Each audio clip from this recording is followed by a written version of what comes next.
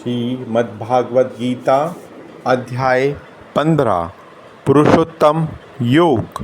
भगवान ने कहा जाता है कि एक शाश्वत अश्वत्थ वृक्ष है जिसकी जड़ें तो ऊपर की ओर हैं और शाखाएं नीचे की ओर तथा पत्तियां वैदिक स्रोत हैं। जो इस वृक्ष को जानता है वे वेदों का ज्ञाता है। इस वृक्ष की शाखाएं ऊपर तथा नीचे फैली हुई हैं और प्रकृति के 3 गुणों द्वारा पोषित हैं। इसकी टहनियाँ इंद्रिय विषय हैं। इस वृक्ष की जड़ें नीचे की ओर भी जाती हैं जो मानव समाज के सकाम कर्मों से बंधी हुई हैं। इस वृक्ष के वास्तविक स्वरूप का अनुभव इस जगत में नहीं किया जा सकता। कोई भी नहीं समझ सकता कि इसका आदि कहाँ है, अंत कहाँ है या इसका आधार कहाँ है। लेकिन मनुष्य को चाहिए कि इस दृढ़ मूल वाले वृक्ष को विरक्ति के शस्त्र से काट गिराए।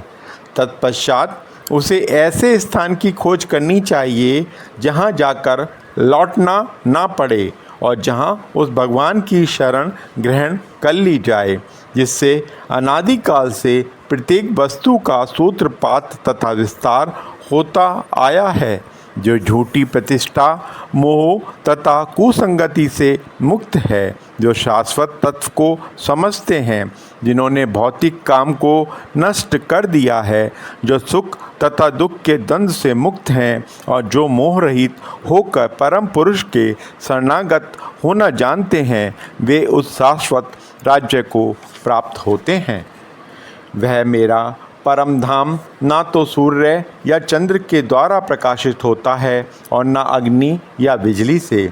जो लोग वहाँ पहुँच जाते हैं वे इस भौतिक जगत में फिर से लौटकर नहीं आते।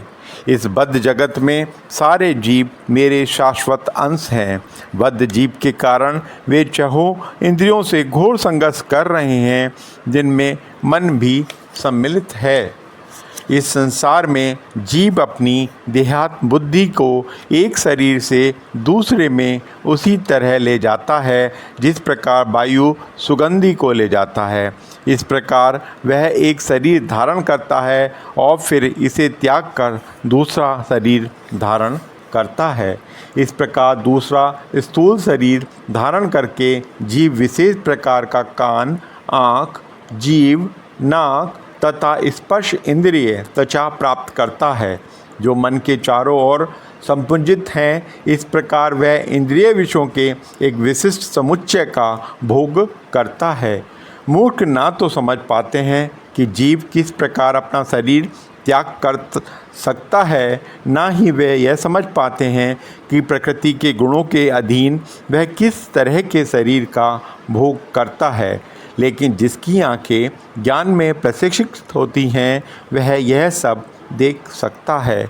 आत्म साक्षात्कार को प्राप्त प्रयत्नशील योगी जन यह सब स्पष्ट रूप से देख सकते हैं। लेकिन जिनके मन विकसित नहीं हैं और जो आत्म साक्षात्कार को प्राप्त नहीं हैं, वे प्रयत्न करके भी यह नहीं देख पाते कि क्या हो रहा है। सूर्य का तेज जो सारे विश्व के अंधकार को दूर कर देता है, मुझसे ही निकलता है। चंद्रमा तथा अग्नि के तेज भी मुझसे ही उत्पन्न हैं। मैं प्रत्येक लोक में प्रवेश करता हूँ और मेरी शक्ति से सारे लोग अपनी कक्षा में स्थित रहते हैं। मैं चंद्रमा बनकर समस्त वनस्पतियों का जीवन रस प्रदान करता हूँ। मैं समस्त जीवों के शरीर में पाचन अग्नि हूँ और मैं श्वास प्रश्वास प्राण वायु में रहकर 4 प्रकार के अन्नों को पचाता हूँ। मैं प्रत्येक जीव के हृदय में आसीन हूँ और मुझसे ही स्मृति ज्ञान तथा विस्मृति होती है। मैं ही वेदों के द्वारा जानने योग्य हूँ। निसंदेह मैं वेदांत का संकलन करता तथा समस्त वेदों का जानने वाला हूँ। जीव 2 प्रकार के हैं, च्युत और अच्युत। भौतिक जगत में जीव च्युत क्षर होता है और आध्यात्मिक जगत में प्रत्येक जीव अच्युत अक्षर कहलाता है। इन दोनों के अतिरिक्त एक परम पुरुष परमात्मा है जो साक्षात अविनाशी भगवान है और जो 3 लोकों में प्रवेश करके उसका पालन कर रहा है। चूँकि मैं क्षर तथा अक्षर दोनों के परे हूँ और चूँकि मैं सर्वश्रेष्ठ हूँ, अतएव मैं इस जगत में तथा वेदों में परम पुरुष के रूप में विख्यात हूँ।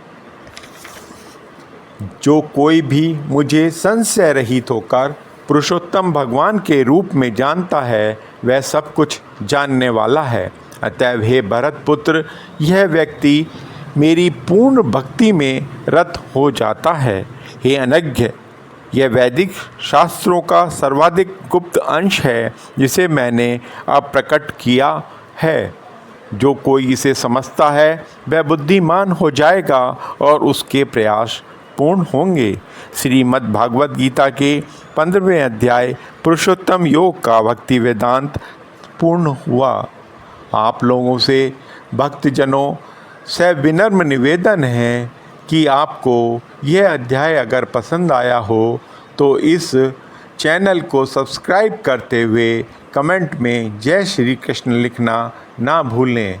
लाइक कर दें और अपने संबंधियों, मित्रों तथा जानने वालों के पास इस वीडियो को शेयर कर उन्हें भी लाभ करवाएं ताकि उनके जीवन में भी गीता का महात्म्य, गीता के संदेश पहुंच सकें।